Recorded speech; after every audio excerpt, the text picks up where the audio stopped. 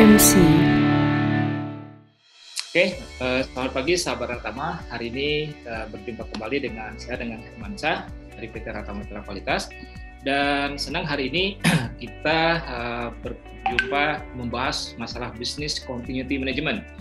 Namun sebelum itu kita doakan bagi teman-teman kita yang mungkin sekarang sedang sakit, kita doakan semoga lekas sembuh dan tetap semangat dan tetap mempertahankan protokol kesehatannya. Dan hari ini kenapa luar biasa? Karena kita akan bicara masalah risiko bisnis. Apalagi zaman sekarang sudah bicara masalah terkait dengan COVID ini, kita lihat banyak UMKM, bahkan perusahaan-perusahaan besar itu sudah agak sedikit bingung nih, harus bagaimana menghadapi masa-masa seperti ini. Dan belum lagi tidak jelasnya COVID ini akan berakhir kapan. Sekarang sudah akan masuk ke 2022, artinya sudah nyaris 2 tahun kalau kita bicara tahunnya. Dan perusahaan harus tetap jalan, strateginya juga harus jelas bagaimana menghadapi pangsa pasar yang mungkin juga demand sudah mulai berkurang, tidak ada kemampuan untuk membeli dan sebagainya. Nah, hari ini bahas khusus ya dengan seorang pakarnya langsung ya, seorang pakar, dan beliau memang menggeluti terkait dengan masalah bagaimana bisnis continuity management tersebut. Mari kita perkenalkan. Beliau adalah Bapak Dr. Hamzah Bustani ya. Dia adalah seorang dokter yang memang sudah melanglang buana di Indonesia dan gak ada yang gak kenal dengan Bapak Dr. Hamzah ini. Dia ini salah satu pengajar ya, dosen ya, dan banyak alumni-alumni yang dihasilkan dari beliau ini untuk S2 dan S3-nya. Jadi kita langsung saja kepada Pak Hamzah, kita tunggu dulu Pak Hamzahnya. Apa kabar Bapak Dr. Hamzah? Alhamdulillah sehat, terima kasih. Assalamualaikum warahmatullahi wabarakatuh. Terima kasih atas undangannya Bapak Hermansyah, sahabat saya yang sangat selama saya kenal dari kecil. Gimana Pak Hamzah? Lagi sibuk apa nih sekarang Pak Hamzah? Alhamdulillah lagi banyak kajian riset ya. Banyak kajian riset ya. Dan konsultasi terkait resiliensi bisnis ya, termasuk dengan sustainability dan sebagainya. Bahkan sekarang saya, apalagi zaman pandemi ini, kita tidak bisa luput dengan berbagai istilahnya suatu kejadian yang bisa melumpuhkan suatu bisnis ya, sampai disaster, crisis dan disaster. Nah, tema langsung atau gimana ini? Pertama katanya Dr. Hamzah sudah nggak sabar gitu ya. Oke. Terima kasih atas undangannya. Yang jelas tema yang digagas oleh Bapak Hermansyah ini sangat menarik karena sedang in-nya, terutama bagaimana agar suatu bisnis itu tetap resilient, tetap sustainability dengan berbagai kejadian ekstrim yang bisa mengganggu sustainability. Oke, silakan. Jadi bagus sekali. Jadi nanti boleh dijelaskan kira-kira sebenarnya kalau Bapak tadi sudah menyinggung masalah resilience ya, bicara bagaimana nanti dia tuh mau ancaman dari manapun juga nggak ada masalah, kenyal lah gitu ya. Mau dari manapun, ancaman internal eksternal. Oke, berarti itu nanti ngeling dengan yang Bapak sebut tadi BCM. Mungkin boleh dijelasin Pak, kira-kira BCM itu seperti apa sih Pak, kira-kira? Oke. Perlu di-share screen atau tidak? Yang jelas, kondisi saat ini itu, tema yang Bapak angkat itu betul-betul sangat penting dan sangat strategis. Kenapa? Kenapa kondisi dunia saat ini sedang mengalami bencana dunia, istilahnya bencana dunia, pandemi dunia, dan seluruh aspek bisnis di dunia ini tidak ada yang tidak terdampak, dari yang terkecil sampai yang terbesar. Tentu terkait dengan pandemi ya, yang seantero dunia merupakan ancaman seluruh bisnis, seluruh kehidupan di dunia ya, tidak bisa luput, tidak pandang bulu dari segala aspek, dari segala siapa saja yang kena itu. Nah, tentu kondisi yang parah itu pada penyakitnya sendiri atau pandeminya sendiri yang sudah mencapai, kalau menurut saya pribadi, mencapai tingkat disaster. Kenapa sudah banyak dibilang demikian? Karena sudah banyak korbannya gitu ya, namanya disaster ya. Tidak lagi krisis, tetapi pada saat ini menurut saya yang disayangkan ya hanya mungkin hanya sedikit ekonom atau orang-orang yang membahas tentang dampaknya terhadap bisnis secara menyeluruh ya. Itu yang kalau pada untuk kesehatan atau penyakit ya tentu ini semua orang seluruh dunia fokusnya untuk ke sana. Dengan adanya vaksin, dengan adanya PCR, dengan adanya segala aspek harus bisa menjaga agar tidak pandemi bisa selesai kan. Tetapi sangat sedikit yang membahas bisnis apa saja yang terkena dampak. Belum pernah ada yang mengkaji sekali, mungkin yang memappingkan seluruh bisnis mana yang terdampak, yang mana yang risiko yang terendah sampai risiko yang tertinggi. Tentu dengan tema yang Bapak angkat tentang BCM ini sangat pas gitu Pak ya. Sangat pas kenapa? Artinya ini sudah terjadi loh. Nah, dari event, insiden, krisis dan disaster. Nah, karena itu sudah terjadi, BCM itu dari mencegah sampai bagaimana bisnis itu kembali seperti semula, itu bedanya. Nah, sedangkan oleh karena itu penting sekali. Sekarang mungkin kita akan bahas lebih jauh tentang BCM nanti atau event-event bagaimana agar suatu bisnis bisa recovery ya. Dengan BCM ini bisa kita ukur recovery time objektifnya berapa, ketersediaan sumber dayanya berapa, dampaknya berapa, tolerable-nya berapa, itu bisa. Jadi mungkin kita nanti ada kita jelaskan apa itu BCM dan seterusnya ya. Nanti kira-kira saya cuma pengen waktunya diberikan berapa lama oleh Pak Herman saya. Jadi rencananya kita ini hari ini Pak Hamzah mungkin kita lebih diberikan gambaran sedikit mengenai gambaran lah secara umum terkait dengan BCM itu seperti apa. Artinya orang-orang akan mendapatkan definisi BCM itu sendiri apa, terus di mana posisi BCM dalam satu organisasi gitu ya. Terus nanti kira-kira apa dampaknya bagi organisasi andaikan dia sudah menerapkan BCM gitu ya. Dan mungkin juga BCM ini agak sedikit jarang orang mengenal kosakatanya karena mereka lebih cenderung mengenalnya ISO 22301. Ya, okay. Jadi kalau punya waktunya, saya nggak berani nih kalau ngasih waktu ke Pak Hamzah nih, bebas lah gitu ya. Tapi kalau memang memungkinkan hanya sekitar 10 menit saja. Karena saya berharap nanti setelah event ini, setelah kita diskusi ini, kita akan buat satu training khusus Pak Hamzah, di mana nanti kita akan coba memberikan secara best practice ya, bagaimana framework daripada BCM, sehingga nanti banyak UMKM, terus BUMDK, BMNK itu bisa melihat nih bahwa ternyata masuk ke tahun 2022 mereka sudah dibekalin oleh Pak Hamzah, oleh Ratama, ini loh harus Anda siapkan. Nanti kita akan buat training khusus Pak Hamzah.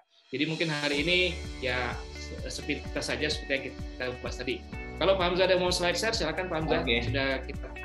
Oke, kalau demikian kita cuma pengenalan ya, preview dari suatu BCM itu apa sih barangnya BCM itu. Mungkin demikian Pak Herman ya, supaya nanti bisa kita bahas lebih jauh. Mungkin saya hanya ini apa namanya itu BCM itu apa. Mungkin awalnya mungkin berpikir tema kita nanti mungkin tema lengkapnya Business Continuity Management atau BCM, a Strategic Approach to Managing Business Interruption Risk ya. Nah, sekarang mungkin itu arah ke depan mungkin kalau kita mau mengkaji tentang share atau tentang BCM. Namun sebelumnya akan saya ceritakan sedikit apa itu BCM. BCM itu sebenarnya sudah ada standar internasionalnya dengan British Continuity Institute atau British Standard. Nah, mungkin saat ini mungkin sudah yang terkini yang ini masih 25.900. Kalau di dalam bahasa Indonesia, BCM itu sering diartikan manajemen kelangsungan bisnis atau manajemen kelangsungan kegiatan. Itu definisi dari BCM. Itu yang saya lakukan waktu saya lihat dari regulasi yang ada di Bank Indonesia. Kebetulan tahun 2012 saya berkesempatan untuk membantu mengkaji BCM atau membuat BCM modelnya Bank Indonesia. Nah, kemudian kalau dari arti dari BCM BSI Institute ya, BCM adalah proses menyeluruh. Nah, jadi holistik yang mengidentifikasi potensi ancaman terhadap organisasi yang berdampak pada operasi bisnis. Jadi bisa memberikan kerangka kerja untuk membangun resilience, lalu kemampuan dalam memberikan respon efektif yang melindungi stakeholder dan merupakan nilai tambah bagi organisasi. Itu kalau berdasarkan terjemahan British Continuity Institute atau British Standard yang ada. Namun kalau pemahaman saya sebenarnya selama ini saya melakukan memberikan konsultasi tentang organisasi atau bisnis, saya mengajarkan bagaimana agar suatu bisnis, suatu perusahaan, suatu organisasi bisa melangsungkan kegiatannya secara terus-menerus dengan meminimasi atau mitigasi dari all risk, semua risiko atau ancaman dari yang mengganggu proses bisnisnya. Di dalam bisnis, di dalam suatu perusahaan atau organisasi tentu ada fungsi bisnis dan fungsi strategis. Dan fungsi strategis dan fungsi bisnis inilah jangan sampai terganggu. Untuk mencegah itu tentu kita sebaiknya menerapkan BCM ini. Jadi kalau BCM ini merupakan proses untuk mempertahankan kelangsungan operasi-operasi atau proses-proses critical bisnis pada saat bisnis mengalami gangguan. Itu terjemahan bebas saya. Ada lagi BCM itu bisa proses mempertahankan kelangsungan operasi-operasi atau proses-proses kritikal pada saat bisnis mengalami gangguan. Nah, bahkan BCM itu sendiri bagian integral dari manajemen risiko. Berbeda dengan di ERP, BCM tidak hanya terkait TI tetapi keseluruhan bisnis. Kalau di ERP lebih kepada biasanya TI. Nah, ada lagi yang teori yang pernah saya coba untuk sarikan, itu namanya Green BCM. BCM yang ramah lingkungan dan berkelanjutan, biasanya lebih kepada ke arah sustainability. Itu saya namakan, itu betul hasil riset saya, disertasi saya tahun 2016 tentang Green BCM. Kemudian perkembangan BCM itu sebenarnya orang sadar mulai zaman munculnya IT. Makanya tadi di RP tadi tahun 94 IBM itu memperkenalkan BCM dari di ERP plus BCP sampai BCM. Nanti mungkin itu kita kaji lebih jauh waktu kita betul-betul melakukan suatu workshop ya. Kemudian komponen kunci BCM itu apa? Nah, di sini ada tanggapan darurat, emergency response. Ada lagi manajemen bisnis crisis atau krisis manajemen. Ada lagi pemulihan sistem informasi, IT disaster recovery. Baru tentu ada lagi business continuity. Nah, kegiatan pemulihan inilah recovery response atau recovery response yang sangat penting dalam BCM. Artinya BCM itu bagaimana dari mencegah, prevent, ruang lingkupnya, sampai responnya bagaimana, kalau terjadi suatu gangguan, dampaknya bagaimana responnya, bagaimana kita merecovery, bagaimana kita meresume, bagaimana kita merestore sampai return, artinya kembali ke bisnis seperti semula. Bisnis, jadi itulah kira-kira mungkin siklus dari BCM itu, ruang lingkupnya itu. Dari DRP, BCP, Business Continuity Plan, Specific Plan, CMP, Security Plan. Nah, ruang lingkup manajemen disebut manajemen kontinuitas bisnis. Kalau menurut Swan Setiawan 2000 dianggap manajemen kontinuitas bisnis dari DRP, BCP, Specific Plan, CMP, dan Security Plan. Tetapi dalam langkah-langkah manajemen BCM itu berdasarkan bisnis cycle-nya, bagaimana agar kita bisa mencegah kejadian itu yang bisa mengganggu kelangsungan suatu bisnis. bisa saja itu hanya event, bisa saja ada insiden, bisa saja ada krisis, bisa saja sampai disaster, misalnya terjadi gempa bumi. Nah, di Indonesia banyak perusahaan-perusahaan yang sudah menerapkan BCM, terutama mungkin di Telkom. Di saya ingat betul, kebetulan saya pernah lihat langsung Telkom maupun di Bursa Efek Indonesia IDX. Itu mereka di Bank Indonesia sudah, di Pertamina, PLN, mereka itu betul-betul harus, apalagi di bank-bank yang operasi yang tidak boleh mati sistemnya, itu penerapan BCM itu mutlak harus ada. Nah, lalu kita berpikir, apa sih beda manajemen risiko dan BCM? Nah, di sini tentu ada karakteristiknya. Karakteristiknya dari apa karakteristik dari manajemen risiko? Karakteristik dari BCM. Kalau BCM karakteristik metode kunci. Metode kuncinya apa? Kalau manajemen risiko lebih kepada analisis risiko. Tetapi kalau di BCM lebih kepada analisis dampak. Jadi kalau terjadi ini dampaknya bagaimana? Kalau risiko itu manajemen risiko itu berapa? Nah, kemudian parameter kuncinya apa? Kalau manajemen risk tentu dampak dan probability, likelihood dan impact-nya. Tapi kalau BCM lebih tidak hanya dampak saja likelihood, tetapi kepada waktunya. Kapan bisa kembali lagi seperti semula? Kemudian jenis kasus, kalau manajemen risiko pasti tersegmen biasanya. Sedangkan BCM kasusnya menyebabkan gangguan terhadap bisnis secara keseluruhan atau secara signifikan. Nah, lalu bagaimana saat ini terjadinya pandemi?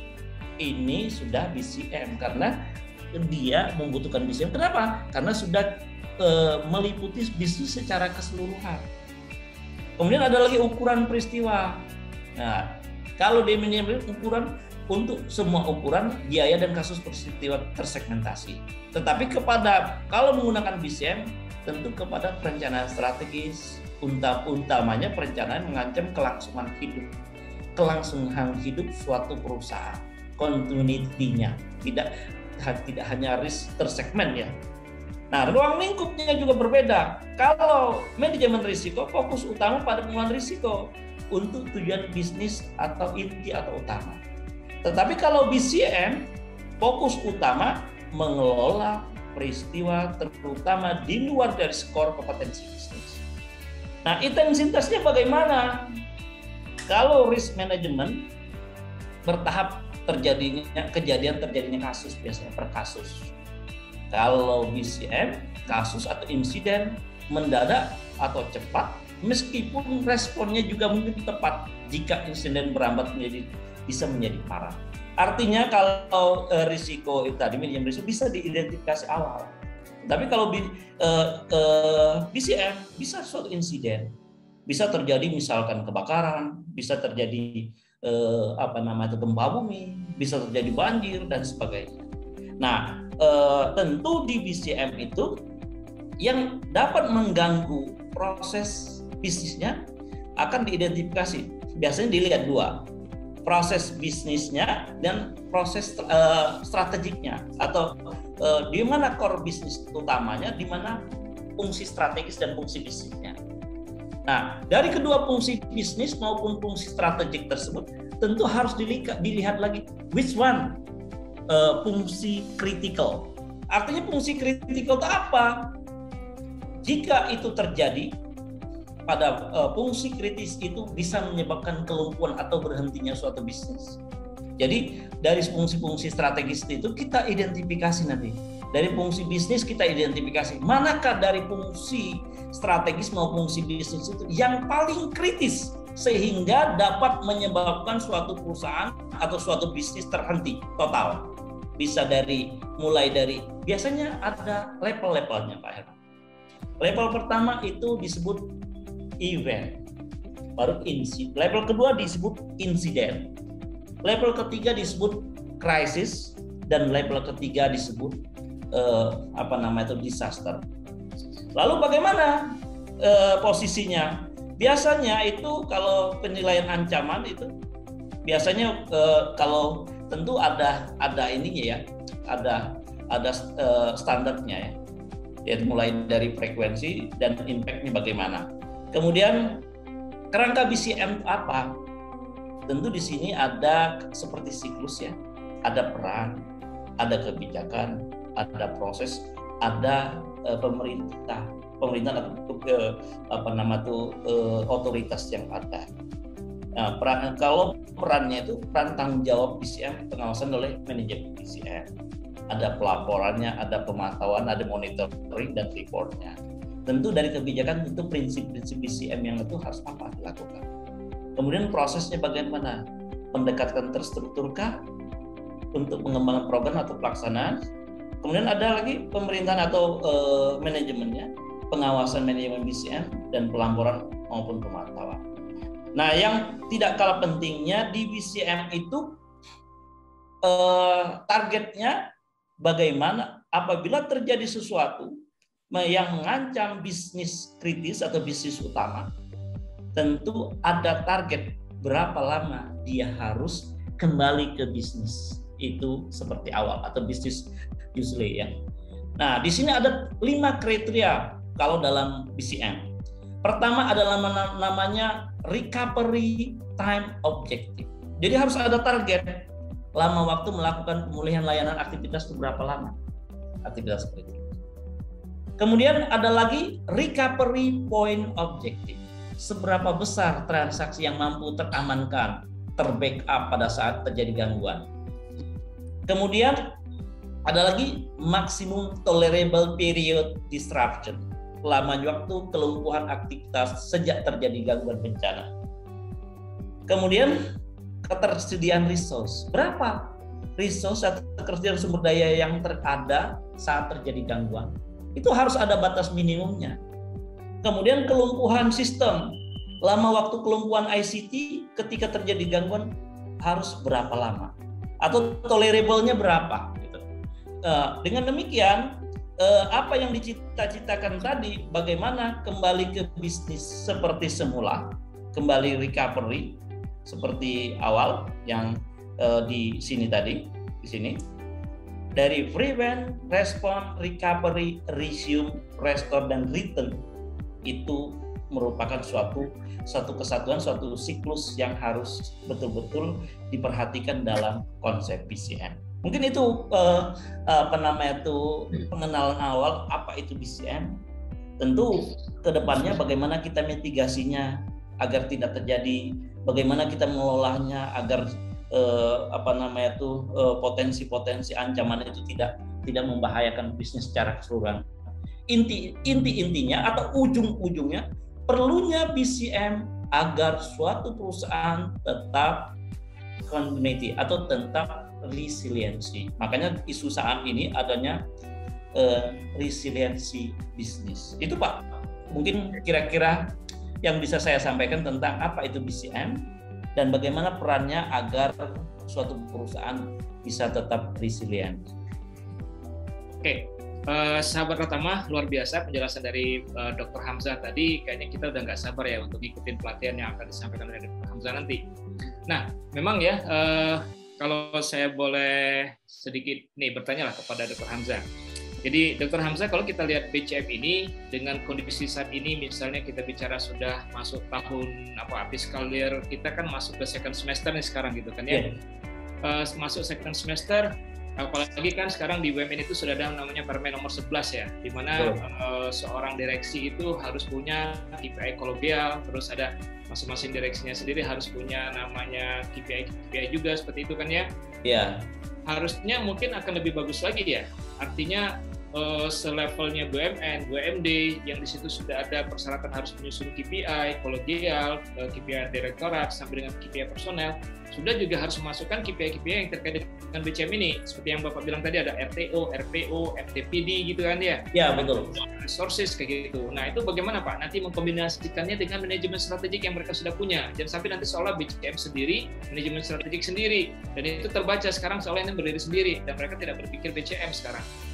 Ya, biasanya tentu harus biasanya level untuk BCM itu memang keputusan strategik di BI saja. Yang menentukan BCM itu Dewan Gubernur Bank Indonesia yang menentukannya. Di itu juga di mana tuh PDAM atau di IDX itu direksi pimpinan direktur utama. Bahkan di BCM yang akan diimplementasikan di Waduk Jatiluhur itu bekerja sama dengan direktur utama dan gubernur serta Panglima TNI. Kenapa? Karena biasanya semakin strategik suatu fungsi, suatu bisnis, maka semakin besar dampaknya terjadi apabila itu terganggu. Apalagi poin-poin terganggunya sampai terjadi bencana. Biasanya dampaknya itu yang besar. Bahkan dibilang kalau di BI dulu atau di IPB dibilang untuk penyelesaian masalah BCM atau masalah BCM suatu organisasi harus pendekatan sistem. Kenapa? Karena gangguan atau insiden yang terjadi itu tidak bisa diduga, bisa terjadi kapan saja, gitu ya. Makanya pendekatan ibaratnya dia tidak penuh ketidakpastian. Kapan? Misalkan gempa bumi, kita tidak tahu apa akan terjadi gempa bumi kapan. Beruntung waktu pernah terjadi gempa bumi di Padang, itu pihak Telkom sudah membuat BCM. Bahkan mereka sudah melakukan training untuk seolah-olah sudah kejadian gempa bumi. Tidak lama dari dilakukan training mendadak di suatu, tahu-tahu betul-betul terjadi gempa bumi di Padang. Sehingga pihak Telkom Padang itu sudah siap mereka. Begitu terjadinya gempa bumi real terjadi waktu itu, mereka tidak bingung lagi, Pak. Tidak istilahnya itu panik ya. Kenapa? Karena mereka sudah punya BOD-nya, Board of Director tentang BCM. Biasanya ada BCM itu bisa saja ditunjuk oleh direktur atau BUMN tertentu, siapa sih yang memegang peranan penting, sehingga waktu terjadi ada emergency dan safety team, emergency respon ya, ada jadi yang merespon kalau terjadinya kejadian yang tidak diinginkan yang bisa mengganggu langsung, sudah ada BOD-nya, Board of Director-nya, sehingga apabila betul kejadian bisa dimanage dengan baik, bahkan bisa cepat recovery-nya. Misalkan mereka kan harus recovery misalkan berapa menit, berapa jam, telepon itu harus kembali seperti semula bisa dipakai. Sama dengan waktu di IDX. Di IDX itu hebatnya apa? Mereka punya sistem on-on. Jika terjadinya kelumpuhan secara IT di pusat, maka di server yang lain atau sistem yang lain itu tidak terganggu. Bahkan kalau di Bank Indonesia itu dia punya Mir server yang ditempatkan di tempat lain, sehingga apabila terjadi insiden atau terjadi suatu krisis atau disaster di BI Bank Indonesia Pusat, maka server yang backup yang di mungkin di Kalimantan atau di Singapura itu tetap aman. Jadi itulah pentingnya backup system, Pak. Selain backup system, penting juga namanya ada timnya. Jadi sehingga tidak begitu terjadi tidak panik dan gampang untuk bisa kembali berfungsi semula seperti bisnis seperti semula. Itu, Pak. Oke, makasih Pak Hamzah. Ini ada pertanyaan Pak masuk ke Instagram kita. Dia bertanya begini.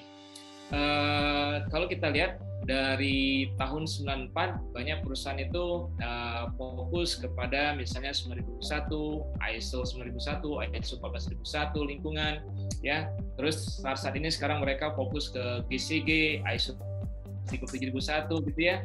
Nah, kita jarang mendengar digaung-gaungkan lah. Contoh ya, kemarin kita mendengar ada Pak Erick Thohir bilang kita harus ada ISO 37001 terkait dengan fraud, gitu ya. Terus nanti ada lagi nanti kita akan bicara masalah IT, kita bicara masalah 27.000 gitu. Tapi dalam kondisi krisis seperti ini gitu ya, kira-kira apa yang mungkin dalam pikiran Pak Hamzah, kok nggak ada gaungnya ya, perusahaan tuh harus punya BCM, Business Continuity Management gitu. Nggak ada gaungnya yang kita dengar dari level manapun lah kira-kira bahasanya seperti itu, yang benar-benar terekspos secara nasional bahwa BCM ini suatu tools yang memang wajib diterapkan gitu. Kita hanya mendengar 37.001, 27, terus ada KPI yang sifatnya surat edaran dan sebagainya. Kira-kira apa yang terjadi Pak, sehingga tidak terlihat bahwa ini diekspos secara nasional bahwa BCM ini adalah bagian yang penting, apalagi dengan kondisi sekarang ini, Pak Hamzah? Ya, mungkin baik Pak Hermansyah. Mungkin disitulah kadang-kadang di negara kita itu mungkin kesadaran awareness atau kesadaran tentang risiko dan dampak suatu bisnis itu mereka kadang-kadang menganggap sepele, Pak. Menganggap hal yang padahal ancaman itu bisa kapan saja terjadi. Makanya sebenarnya sudah ada standar internasional pun sudah ada. Kalau nggak salah Pak Hermansyah sendiri sudah menanganin ISO tentang BCM ya, atau BSI Standard Publication, yaitu kalau nggak salah itu ISO 22301 itu ya, 2019 itu ada. Ada BSI Standard Publication Security and Resiliency Business Continuity Management System Requirement. Sebenarnya sudah ada, Pak. Cuman mungkin sosialisasi dari BSI 2019 itu belum dilakukan. Karena kesadaran masih kurang. Begitu kejadian baru mereka biasa, begitu terjadi baru bingung kan. Padahal kalau dipersiapkan sedemikian rupa, apalagi kita tahu tentang siklus bisnis dan potensi kejadian-kejadian yang bisa mengancam all bisnis di dunia ini, mereka tentu sudah memprevent ya, menjaga ya, mencegah bagaimana agar tidak dalam dampaknya gitu ya. Nah, itu yang mungkin ya hanya perusahaan-perusahaan yang menganggap dia memiliki fungsi strategis biasanya. Makanya dulu waktu saya bikin BCM Bank Indonesia tahun 2012, saya berpikir bukan hanya Bank Indonesia yang memiliki fungsi kritis dan fungsi strategis. Oke lah, kalau terjadi bencana, katakanlah huru hara, mungkin peredaran uang itu terancam, bisa harga dolar dan sebagainya bisa naik ya, kondisi ekonomi. Tetapi saya melihat, makanya waktu itu saya meneliti tentang Waduk Jatiluhur. Kenapa? Karena waktu itu saya berpikir jika terjadi bencana, katakanlah lewat ambang batas ketinggian permukaan air Waduk Jatiluhur di atas 111, dan hulu sungainya itu pada gundul, sehingga terjadi jebollah bendungan Waduk Jatiluhur, maka seluruh Jakarta itu akan tenggelam. Dan saya berpikir demikian, sehingga saya meneliti tentang itu, Pak. Nah, jadi tentu dari situ ada ibaratnya ada alternatif atau skenario apabila itu terjadi untuk meminimasi. Tentu harus ada mitigasi bencananya atau mitigasi dari kejadian, Pak. Jadi mungkin saatnya kita dengan momen yang sangat tepat menurut saya, Pak Hermansyah. Kenapa? Saya sudah melihat berkali-kali riset orang, entah jurnal, baik itu di fakultas saya, tempat saya bekerja di Universitas Pakuan, maupun saya lihat kebetulan saya banyak memiliki sekolah bisnis PB, sangat sedikit riset tentang resiliensi bisnis atau BCM. Itu ada orang pejabat DKI sedang melakukan resiliensi bisnis. Dia baru mungkin ada gunanya ya kita diskusi seperti ini, Pak Herman ya, kita bisa nanti sharing, menyadarkan kembali bahwa pentingnya kita kesadaran atau awareness terhadap BCM dalam suatu bisnis ya. Walaupun bisnisnya kita memiliki fungsi strategik ya, tentu kita harus berpikir bahwa di dalam bisnis itu pasti ada fungsi bisnis yang vital kan.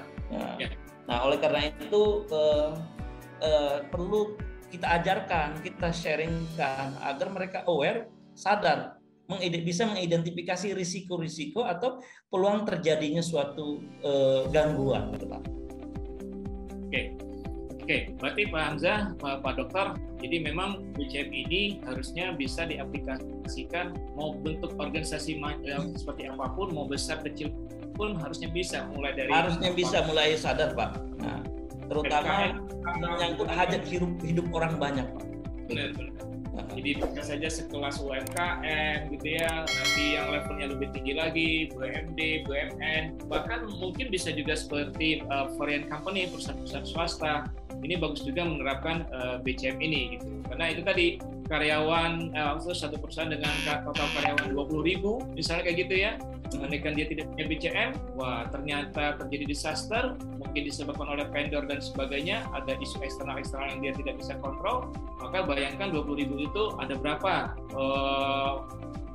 hajat hidup orang banyak di dalam 20.000 itu Pak Hamzah ya, maka akan berhenti, wah terjadi PHK, ya terjadilah pemotongan gaji dan sebagainya. Jadi benar sekali, jadi BCM ini harusnya mulai dari level bawah, organisasi kita yang paling rendah sampai dengan yang paling tinggi, mau total sales berapapun, BCM ini harusnya bagian daripada sistem kita gitu. Oke, mungkin hari ini kalau saya pikir udah cukup seru. Pak Hamzah, nanti kita... Terima kasih Pak Hermansyah atas ininya, sharing-sharing. Mohon maaf kalau masih banyak kurang-kurang karena saya mesti merimain kembali BCM itu. Kebetulan saya melakukan riset BCM 2012 sampai 2016.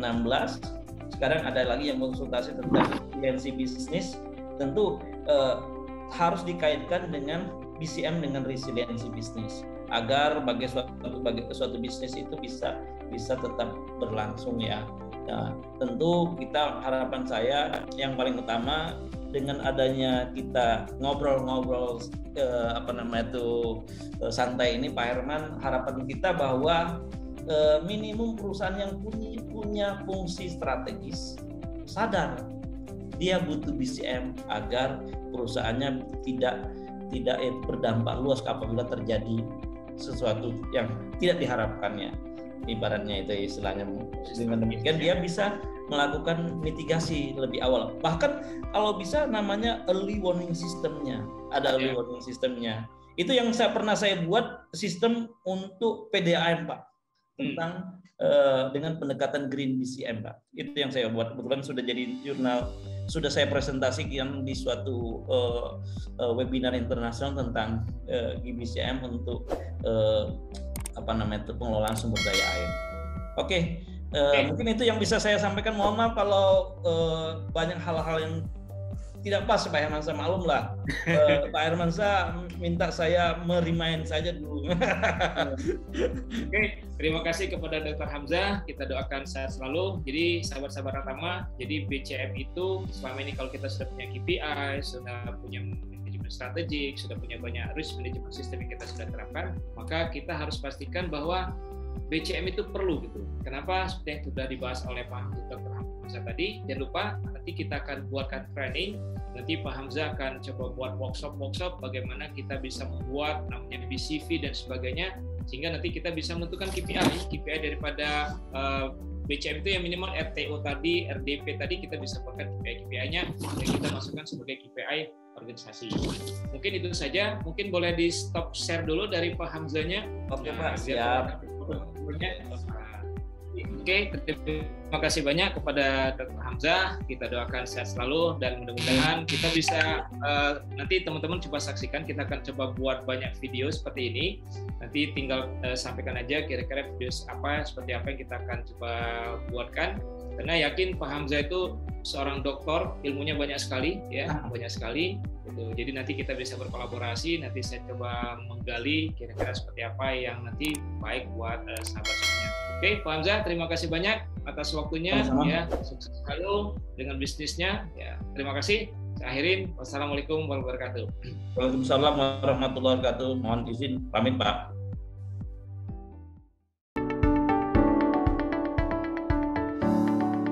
Thanks for watching. Drop a like, leave a comment, and don't forget to subscribe.